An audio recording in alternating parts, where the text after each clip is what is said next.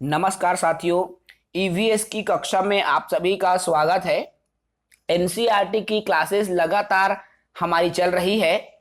जितने भी paid class के साथी हैं उन सभी का स्वागत है। साथियों, ईवीएस की कक्षा चल रही है और ईवीएस में ये हमारा आज का सेशन पार्ट 3 होने वाला है। पार्ट 3 में मैं पूरा एनसीईआरटी, ये लास्ट पार्ट है जिसमें हम पूरा कवर कर लेंगे कि क्या चीजें हैं इंपॉर्टेंट जिस पर हमको बात करना था। ठीक है, तो आइए हम करते हैं स्टार्ट। चैप्टर 5 है जल, और जल को वाटर कहा जाता है। जल ही जीवन है, जल बिना सब सून है ना भाई। तो बात करते हैं हम जल की। तो आप सभी जानते हैं कि पृथ्वी पर 71% जो हिस्सा है वह पूरी तरीके से जल से घिरा हुआ है। केवल और केवल 29% ही स्थल है और बाकी 71% भाग पूरे जलों से आच्छादित है। 1.6% पानी जमीन के नीचे है और 0.001% वाष्प और बादलों के रूप में है। पृथ्वी की सतह पर जो पानी है उसका 90% सागर और महासागर है, जो कि क्या है साथियों, नमकीन होता है। महासागर का जो जल होता है ना, वो नमकीन होता है, उसको हम पी नहीं सकते, पीने योग्य नहीं होता। तो कितने प्रतिशत? ओनली 3% जल जो है क्या है भाई, पेय है, अर्थात पीने योग्य है। सूर्य के ताप के कारण जल वाष्पित हो जाता है। ठंडा होने पर जल वाष्प संघनित होकर बादलों का रूप धारण कर लेता है। ठीक है। जो जल शताब्दियों पूर्व उपस्थित था वही आज भी मौजूद है। जिस जल का प्रयोग आज हम हरियाणा के खेत में सिंचाई के लिए कर रहे हैं, हो सकता है वह सैकड़ों वर्षों पहले अमेजन नदी में बहता हो, है ना। आज जल की कमी क्यों होती है भाई? कमी की भी वजह होती है ना। अलवण जल के जो मुख्य स्रोत हैं नदी, ताल एवं हिमनद, ये जो अलवण है। और महासागर और समुद्र के जो जल है लवणी होता है, अर्थात महासागर और समुद्र के जल को हम पी नहीं सकते, बाकी नदी तालाबों के जल पेय रहता है, पीने योग्य रहता है, उसको पी सकते हैं। चित्र में आपको जल चक्र दिखाई दे रहा है, देख सकते हैं। क्या होता है, जब वर्षा के रूप में जल गिरता है, ठीक है, वो नदी तालाबों जल सतहों पर भरता है और चट्टानों इत्यादि से बहकर वो सतहों में जल में जाता है, नदी तालाबों में, महासागरों में जाता है। फिर महासागर से वाष्प बन करके फिर यह ऊपर उड़ जाता है, वही संक्षेपण होकर के पुनः ये जो है वर्षा के रूप में, पानी के रूप में गिरने लगता है। ठीक है, इस तरह से होता है। तो देखो, जल चक्र पृथ्वी पर उपलब्ध जल के एक रूप से दूसरे रूप में परिवर्तन होने को कहते हैं।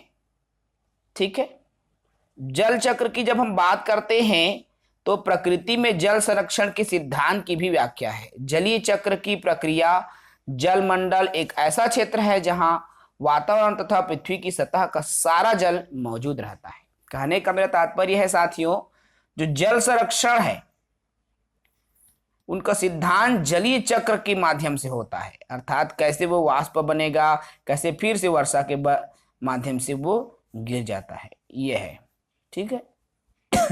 वाष्पीकरण क्या है, इस पर बात करें तो वाष्पीकरण वह प्रक्रिया है जिसके द्वारा जो है जल द्रव से गैसीय अवस्था में परिवर्तित होता है। वाष्प मतलब गैस में, है ना, वाष्प मतलब गैस होता है। तो जल कैसे गैस में परिवर्तित होता है, यही वाष्पीकरण कहलाता है। और वाष्पीकरण का सबसे मुख्य स्रोत ताप होता है। ठीक है। संघनन पर बात करें, संघनन क्या होता है, तो गैस से द्रव बनने की परिघटना को संघनन कहते हैं। यह वाष्पन के ठीक विपरीत होता है, अर्थात प्रायः जल चक्र के संदर्भ में इसका प्रयोग होता है। वर्षा भी एक प्रकार का संघनन ही है। ठीक है। वर्षण क्या होता है उस पर भी बात करें। जब संघनन की प्रक्रिया के पश्चात बादल ठंडी हवाओं के संपर्क में आता है तो बादलों में उपस्थित वाष्प कण द्रव यानी पानी के बूंदों में परिवर्तित हो जाते हैं तथा वर्षा के रूप में पृथ्वी पर गिरने लगते हैं। यही वर्षण कहलाता है। अर्थात संघनन की प्रक्रिया के बाद बादल ठंडी हवाओं के संपर्क में आता है और उपस्थित जल वाष्प कण पानी के बूंद के रूप में परिवर्तित होकर फिर से धरती पर गिरने लगता है, वही वर्षण है। ठीक है। यह संघनित जल जो है फुहार के रूप में गिरता है, ओलावृष्टि के रूप में गिरता है, बर्फ के रूप में गिरता है। छोटी छोटी चीजें हैं जिनको आपको समझना होगा भाई। इंपॉर्टेंट चीजों पर मैं बात कर रहा हूं ना। जल का भूमंडलीय वितरण की मैं बात करूं तो देख सकते हो महासागर सागर का जो जल है 97.71% महासागरीय जल है। ठीक है। हिमक्षत जल है 1.9, भूमिगत जल है 0.5% और मृदा वाष्प होता है 0.01, झील और नदियों की जो जल है 0.009 और वायुमंडल की जो जल है 0.0001%। ठीक है, याद रखेंगे भाई। महासागरीय धाराओं की मैं बात करूं तो महासागरीय धाराएं निश्चित दिशा में महासागरीय स्तर पर, महासागरीय सतह पर नियमित रूप से बहने वाली जल की धाराओं को हम महासागरीय धाराएं कहते हैं। अर्थात निश्चित दिशा में एक नियमित रूप से बहने वाली जल धारा, निश्चित दिशा में नियमित रूप से बहने वाली जल धारा महासागरीय धारा कहलाता है। और महासागरीय धाराएं गर्म या ठंडी हो सकती है। सामान्यतः गर्म जो महासागरीय धाराएं हैं भूमध्य रेखा के निकट उत्पन्न होती है और ध्रुवों की ओर प्रवाहित होती है। ठीक है। छोटी छोटी चीजें हैं जिनको आपको याद रखना है भाई। लेब्राडोर महासागरीय जो धाराएं हैं शीत जल धाराएं होती हैं, जबकि गल्फ स्ट्रीम गर्म धाराएं होती है। जापान के आसपास एवं उत्तरी अमेरिका के पूर्वी तट इसके जो उदाहरण है, जो जल धारा है उसके। ठीक है।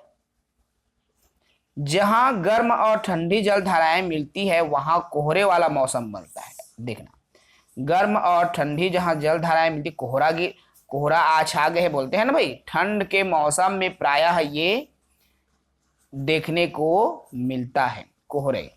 तरंग भाई, तरंग पानी में जो तरंगे उठती हैं ना उसी को तरंगे बोलते हैं। तो जब समुद्री सतह पर पवन बहती है तब तरंगे उत्पन्न होती हैं। जितनी ही तेज पवन बहती है तरंगे भी उतनी ही बड़ी होती है। बड़े बड़े महासागरों समुद्रों में ये जो तरंग है उठती है और ये तरंग हवा की वजह से ही तो होती है ना साथियों। समुद्र तट पर गेंद के खेलते समय जब गेंद जल में गिर जाती है तो क्या होता है, यह दृश्य बहुत ही मनोरंजक है क्योंकि गेंद जो है तट पर वापस लौट आती है ना। और इसी वापस लौटने की जो जिसके माध्यम से ये वापस लौटता है ना उसी को तरंग कहा जाता है। ठीक है। तूफान ही तेज वायु चलने पर विशाल तरंग जो है उत्पन्न करती है। देखो, भूकंप, ज्वालामुखी उद्गार, जल के नीचे भूस्खलन के कारण महासागरीय जो जल है अत्यधिक विस्थापित होता है जो कि विनाश का कारण बनता है। परिणाम स्वरूप 15 मीटर तक की ऊंचाई वाली विशाल ज्वारीय तरंगें उठ सकती है जिसे सुनामी कहा जाता है। याद रखना भाई, सुनामी 15 मीटर की ऊंचाई तक विशाल ज्वारीय तरंगे उठता है। अब तक सबसे विशाल जो सुनामी है 150 मीटर मापा गया था। याद रखना, ये तरंग 700 किलोमीटर प्रति घंटे की गति से चलती है। 2004 में सुनामी से भारत के तटीय क्षेत्र में अत्यधिक विनाश हुआ था। ये सन को याद रखें, 2004 में सुनामी आया था। मोस्ट इंपॉर्टेंट क्वेश्चन आ चुका है।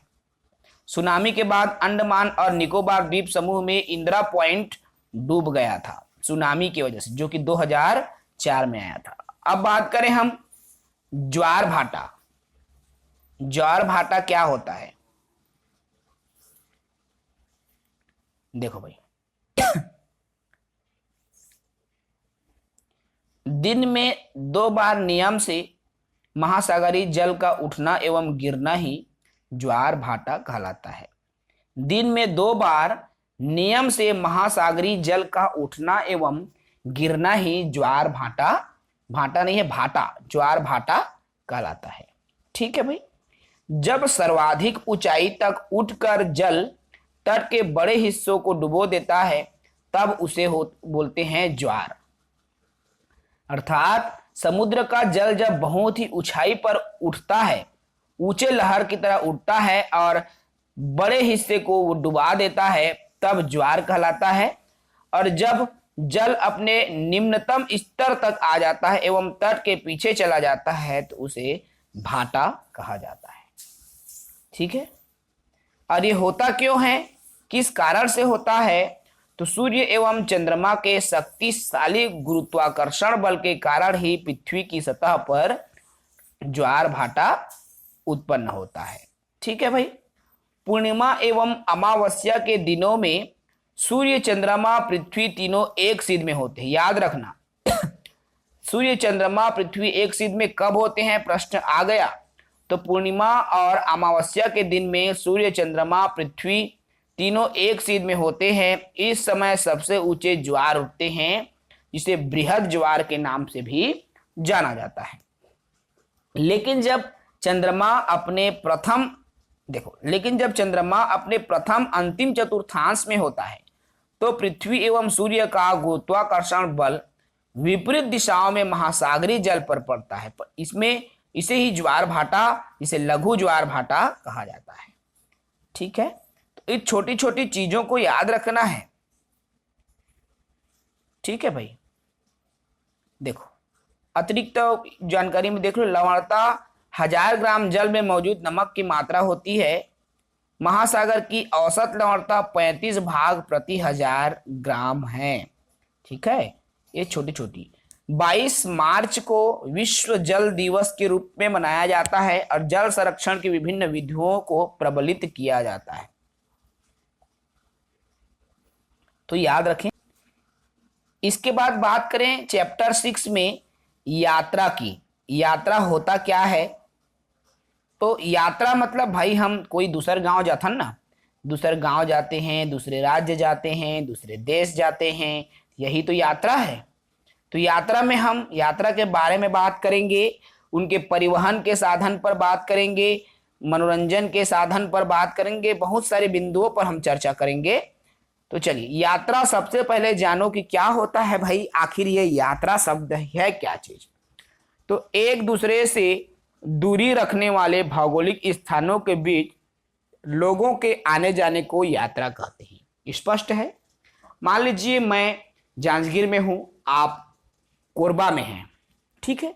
अब जांजगीर से कोरबा के बीच की जो दूरी है उसको तय करना ही क्या कहलाता है? यात्रा कहलाता है।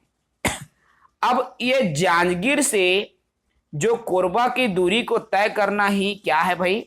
यात्रा कहलाता है। अब इसके माध्यम अनेकों हो सकते हैं। चाहे आप पैदल भी इसको तय कर सकते हो, चाहे आप बाइसिकल से तय करो, वाहन से, विमान से, नाव से, बस से, जलयान से या अन्य कोई भी साधन से आप यात्रा कर सकते हो। ठीक है। यात्रा आप अपने साथ सामान ले जाके भी कर सकते हो, बिना सामान के भी आप यात्रा कर सकते हो। अगर आप जांजगीर से कोरबा जा रहे हो, वहां ठहरने के लिए जा रहे हो, तो उसके हिसाब से आप यात्रा कर सकते हो। या मनुष्य जो है प्राचीन काल से ही यात्रा करता आ रहा है ना। हर इंसान को इधर से उधर जाना ही पड़ता है। ठीक है। परिवहन का आविष्कार और महत्व। तो जब हम अधिक से अधिक सामान को ले जाने के लिए बड़े पैमाने में वाहनों की आवश्यकता होती है। हवाई जहाज में बहुत दूर तक जैसे हमको जाना होता है तो हम क्या करते हैं? हवाई जहाज का उपयोग करते हैं ना। नदी को पार करना है, पहले क्या होता था? नाव होता था जिसको डोंगा कहा जाता था। लेकिन अब क्या होता है? पुल का निर्माण कर दिया गया है जिसमें बड़े बड़े वाहन निकल जाते हैं।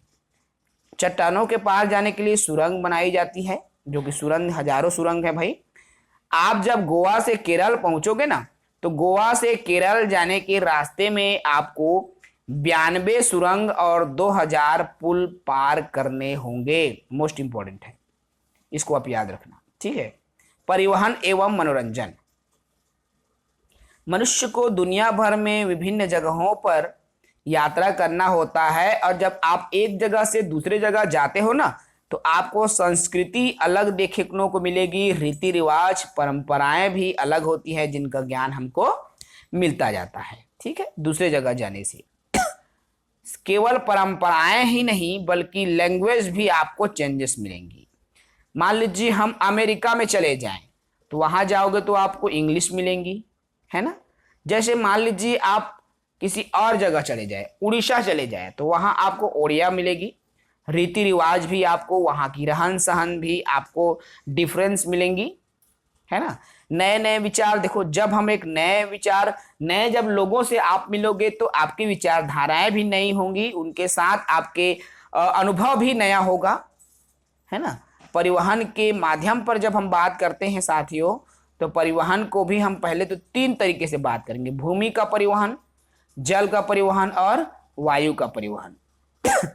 जैसे भूमि की परिवहन की मैं बात करूं, तो भूमि में परिवहन करने के लिए गाड़ी मोटर कार वगैरह हम उपयोग करते हैं ना। जल में परिवहन जैसे हमको करना है तो नाव, है ना, बड़े बड़े जो जहाज होते हैं उनका उपयोग करते हैं। वायु, देखिए भूमि के लिए सड़क परिवहन आता है ना, वायु के लिए वायुयान, हवाई जहाज वगैरह होते हैं ना, तो ये सब परिवहन के साधन हैं। रेल परिवहन, जल परिवहन, सब अलग अलग परिवहन है, वायु परिवहन, है ना। देखो भारत के विभिन्न राज्यों में परिवहन के साधन, जैसे हम ट्रेन का उपयोग करते हैं, हवाई जहाज का उपयोग करते हैं, बड़े बड़े गाड़ियों का उपयोग और नाव का भी उपयोग हम करते हैं परिवहन के लिए। बात करें हम लद्दाख की, तो लद्दाख में अनेक तालाब, नदियां, झीलें, घाटियां पाई जाती है, जो कि अत्यंत चौड़ी और गहरी होती है। नदी को पार करने के लिए नदी पर लोहे के सामान को मजबूत रस्सी होती है, दोनों तरफ मजबूत पेड़ या चट्टानों से कस कर बंधी होती है, ठीक है। रस्सी से जुड़ी एक ट्रॉली होती है, लकड़ी से बना एक खुला बक्सा होता है, उसी में बैठ करके नदी पार करते हैं। केरल के कुछ भागों में क्या है, वल्लम, जिसको लकड़ी से बनी छोटी नाव बोलते हैं, उसके माध्यम से नदी को पार किया जाता है। राजस्थान में नदी कैसे पार करते हैं भाई? तो राजस्थान में चारों तरफ रेत है, जो कि बहुत गर्म होती है, और यात्रा करने के लिए ऊंट का सहारा लिया जाता है, ऊंट की गाड़ी का उपयोग किया जाता है। गुजरात में भी कुछ तरीके अपनाते हैं। गुजरात में एक वाहन होता है, जो विशेष प्रकार का वाहन होता है, जिसका हिस्सा एक मोटर गाड़ी की तरह दिखता है, लेकिन पीछे गाड़ी लकड़ी के तख्ते से बनी होती है। कश्मीर की बात करें तो कश्मीर, श्रीनगर, कश्मीर डल झील और अन्य जलीय निकायों पर पाई जाने वाली एक प्रकार की लकड़ी की नाव होती है, और तटीय क्षेत्र जैसे केरल इत्यादि में फेरी नाव का प्रयोग किया जाता है, ठीक है। इसके भी और अन्य परिवहन के साधन भी होते हैं, है ना। तो वह परिवहन के भी बहुत सारे हैं, और परिवहन से प्रदूषण भी होता है दोस्तों। चाहे प्रदूषण में हम बात करें वायु प्रदूषण की, ध्वनि प्रदूषण की, प्रदूषण सबको पता है ना, हम प्रदूषण पर ज्यादा बात नहीं करेंगे, ठीक है। तो चैप्टर 6 में इतना ही है। चैप्टर 7 की बात करें तो चैप्टर 7 में चीजें जो हम बनाते हैं, अर्थात चीजें बनाना एवं करना, इस पर हम बात करते हैं इस सेशन में, इस चैप्टर में। तो देखो भाई, चीजें बहुत प्रकार की है। एक तो सॉलिड फॉर्म में होती है, अर्थात ठोस अवस्था जिसको बोलते हैं। लिक्विड फॉर्म में होती है, जिसको तरल अवस्था बोलते हैं, जिसको द्रव बोला जाता है। और गैस फॉर्म में होती है, जिसको गैसीय अवस्था बोला जाता है। तो चीजें बनता कैसे है, इस बिंदु पे हम उन्हीं पर बात करेंगे जो चीजें बनता है। देखो, किसी विषय के क्रमबद्ध सुव्यवस्थित परीक्षण युक्त ज्ञान को ही हम विज्ञान कहा जाता है। हमको विज्ञान की जब परिभाषा की बात करते हैं, जब विज्ञान मतलब अनुसंधान खोज पर आधारित होता है, और ये जो ठोस द्रव द्रव गैस वाला जो शब्द आपको मिल रहा है ना, इसी विज्ञान की देन है। ठीक है, और इस विज्ञान में आता है पदार्थ, और पदार्थ क्या है? जो वस्तुएं स्थान घेरती है, जिसका द्रव्यमान होता है, उसी को पदार्थ कहा जाता है। ठीक है, पदार्थ को वैज्ञानिकों ने दो तरह से वर्गीकृत किया है। पहला तो भौतिक गुणधर्म के आधार पर, और दूसरा रासायनिक गुणधर्म के आधार पर। ठीक है, तो ये दो तरीके से वर्गीकृत किया गया है भाई पदार्थ को। ये सभी साइंस की है। पदार्थ की इसी अवस्था का नाम ही ठोस, द्रव और गैस है। अर्थात पदार्थ की तीन अवस्था होती है ठोस, द्रव और गैस। ठोस अवस्था क्या है भाई? तो वह भौतिक अवस्था जिसका आकार एवं आयतन दोनों निश्चित होता है।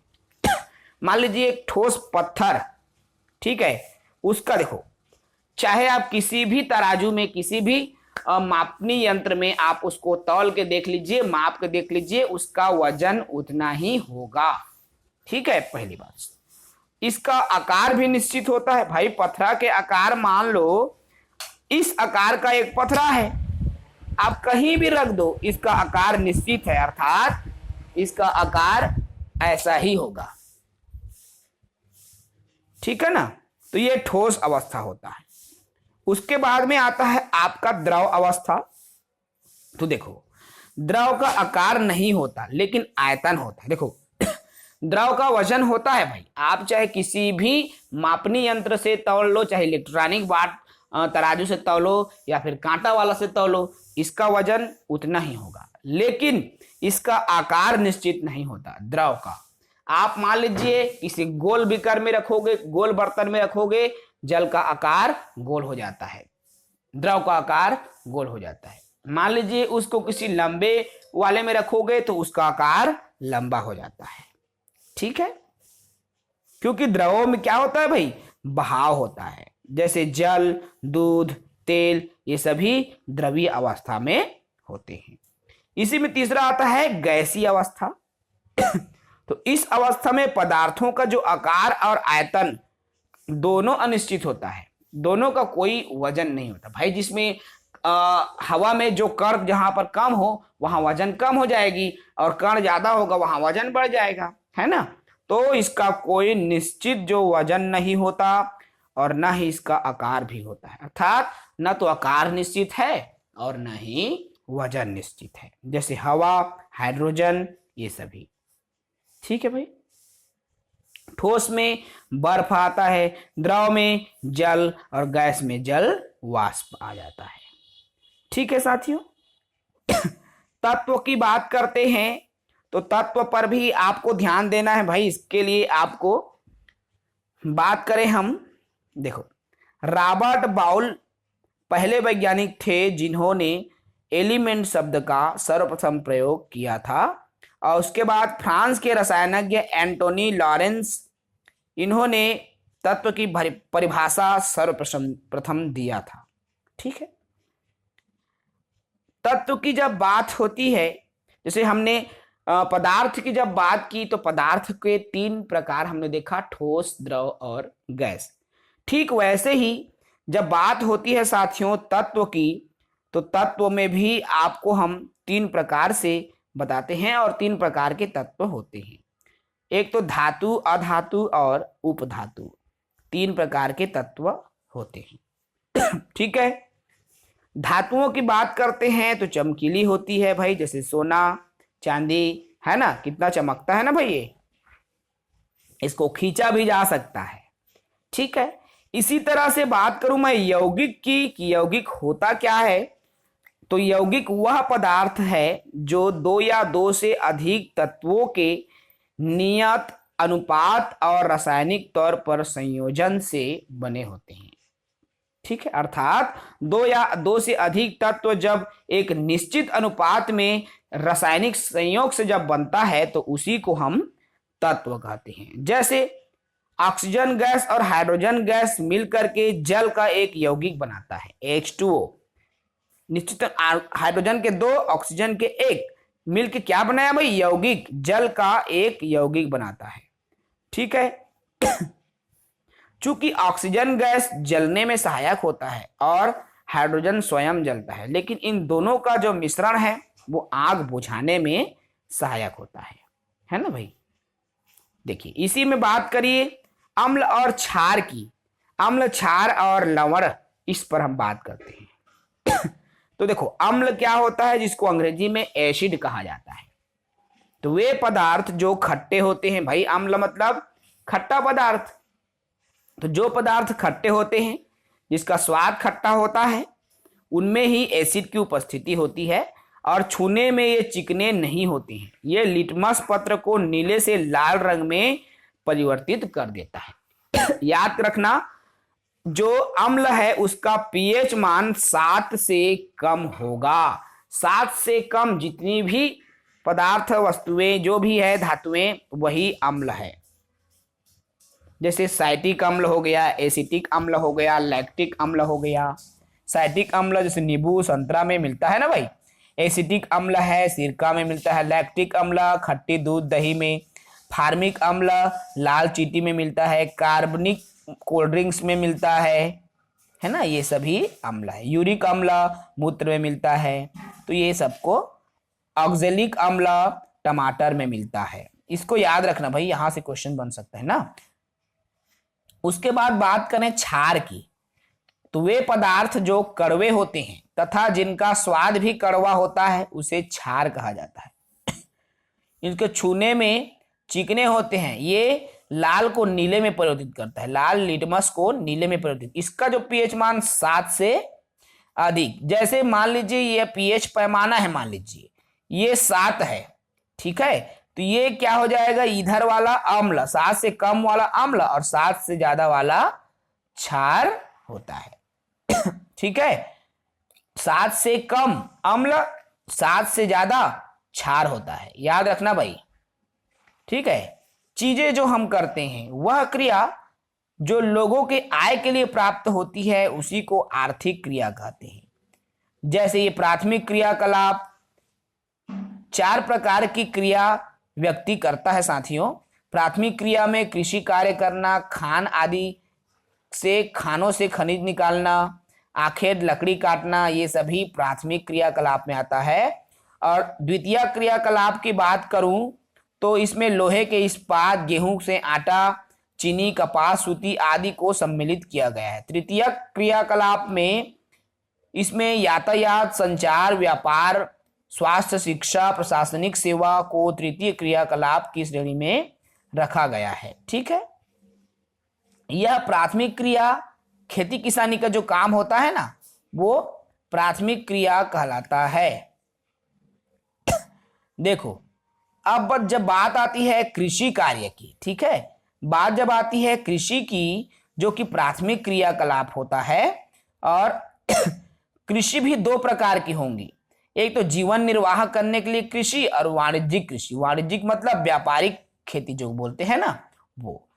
यहीं पर एक शब्द आता है स्थानांतरित कृषि। तो वो क्या होती है भाई, तो एक फसल को काटने के पश्चात खेतों को कुछ वर्ष के लिए छोड़ दिया जाता है, जिससे उसमें उगे जो है खरपतवार आदि उखाड़ कर फेंका नहीं जाता, बल्कि उसको जला दिया जाता है और वही राख जो है उर्वरा शक्ति में सहायक होता है।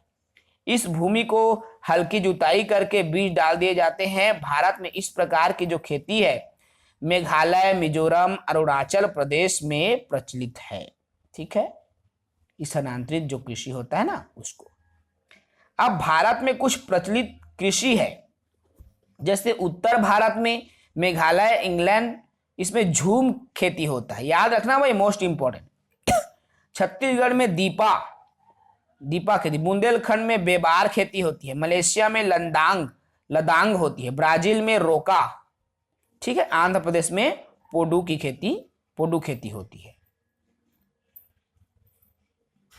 चीजें जो हम बनाते हैं, चित्रकारी पर भी बात जब आती है ना, चित्रकारी को याद रखना भाई, मोस्ट इंपॉर्टेंट है, अति महत्वपूर्ण है। पारंपरिक कला जैसे वर्ली चित्रकारी महाराष्ट्र की है। चिकन कढ़ाई लखनऊ उत्तर प्रदेश की है। सिल्क असम की है।